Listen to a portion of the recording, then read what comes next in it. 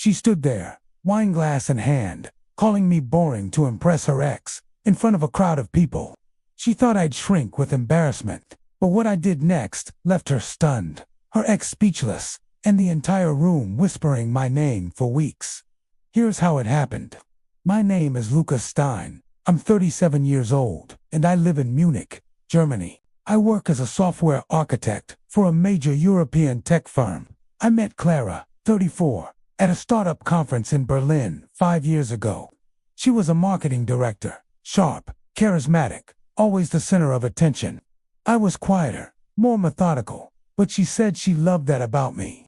We moved in together 2 years later into a stylish apartment in Munich. Our life was a mix of weekend hikes in the Alps, nights cooking Bavarian dishes, and cozy evenings playing board games. Clara always enjoyed the social scene more than I did. Gallery openings, launch parties, networking dinners, but she said my stability grounded her. I believed we were a good team. The first red flag came when Clara started getting nostalgic about her past in London. She'd bring up an old boyfriend, Sebastian, a wealthy art dealer, in casual conversation. At first it felt harmless. Then she began going out without me more often. Client dinners, she'd say, returning home with the scent of cologne on her clothes that wasn't mine. When I asked about it, she'd laugh. "Lucas, you're so suspicious. It's just work." I wanted to believe her. We still shared dinners, still planned trips, but there was a distance creeping in. She'd take calls in the bathroom, change outfits 3 times before going out, and roll her eyes when I suggested spending more time together. And then came the party. Clara invited me to a gallery opening hosted by one of her clients. When we arrived, the room buzzed with Munich's art crowd. She glided through the crowd like a star. I followed quietly, holding her coat. Then I saw him, Sebastian, tall, expensively dressed, laughing at something she said. She leaned in, touching his arm.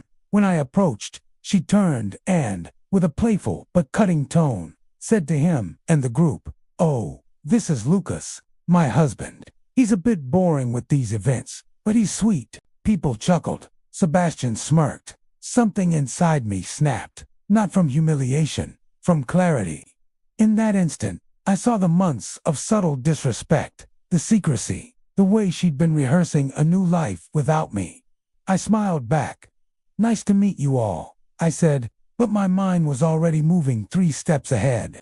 Clara valued status, appearances, and access to my network in the tech world. She'd used my contacts to land sponsorships for her clients. So, instead of confronting her with anger, I played along. I stayed polite at the party, even laughing at jokes. The next morning, while she slept off champagne, I opened my laptop. I removed her as co-signer from every shared business contact she'd been using through me. I notified my company's PR team to no longer collaborate with her agency.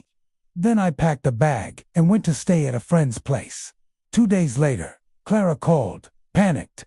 A major tech brand had pulled out of a campaign she was leading, the one she'd bragged about at the party. Without my introductions, the deal collapsed. That weekend, I sent her a calm email. "Clara, I will no longer be providing access to my contacts. You embarrassed me in public, and you've been dishonest. The apartment lease is in my name. I've moved your things into storage. No yelling, no insults, just consequences." Her response was a flurry of angry texts, then silence. It's been 6 months. I still live in the apartment, now redecorated, quieter, full of friends who respect me. Clara moved back to London. Her agency downsized after losing key clients. I'm dating someone new who values discretion and kindness. And I've learned to speak up for myself long before disrespect turns into betrayal. You don't have to shout to be heard.